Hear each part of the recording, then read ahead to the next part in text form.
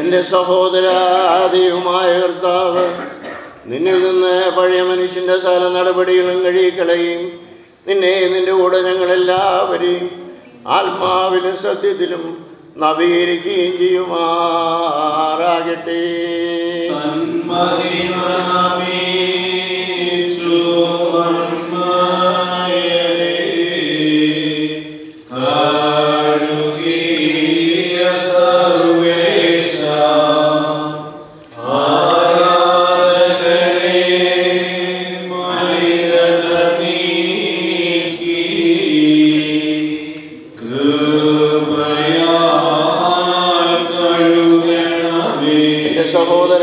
കർത്താവ് നിന്നിൽ നിന്നും ഞങ്ങളിൽ നിന്നും സകല ദുഷ്ടവിചാരങ്ങളെയും നടപടികളെയും ശീലങ്ങളെയും തുടച്ചു കളയട്ടെ.